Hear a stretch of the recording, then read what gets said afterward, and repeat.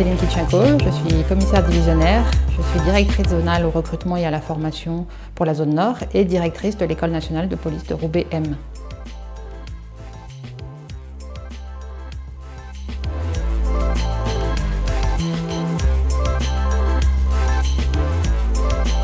Alors, une école nationale de police, elle a plusieurs missions.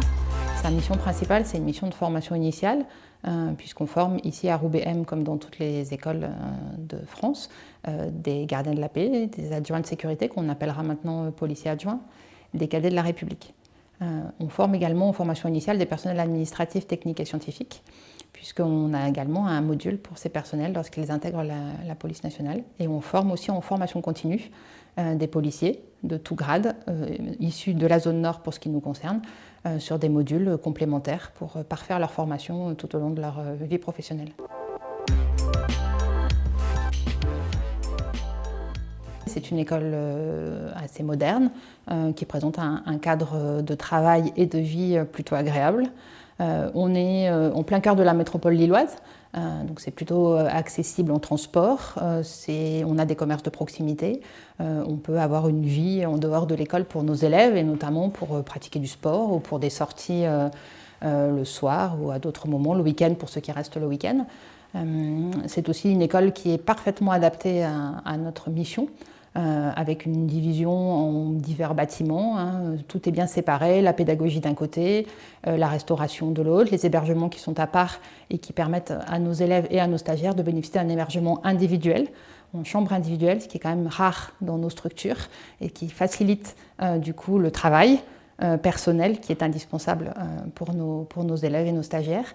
Et on a tout un espace sportif qui permet donc de pratiquer les sports collectifs, mais également tous les sports professionnels avec des dojos et un gymnase qui permet également de pratiquer la course à pied et puis tous les entraînements aux gestes techniques, les entraînements également aux techniques de combat, etc.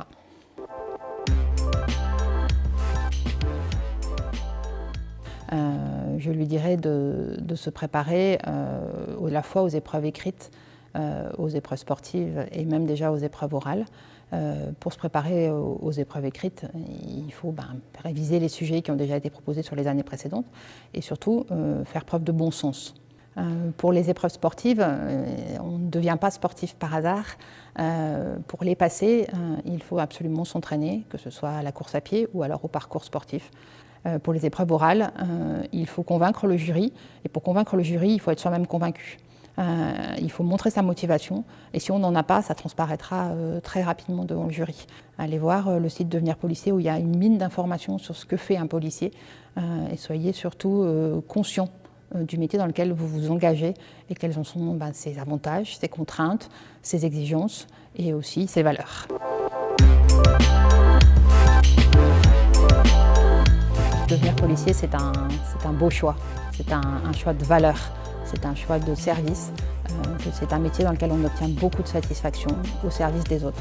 Si vous avez envie de servir votre prochain, si vous avez envie de servir le public, si vous avez envie d'un métier utile, c'est celui-là qu'il faut choisir.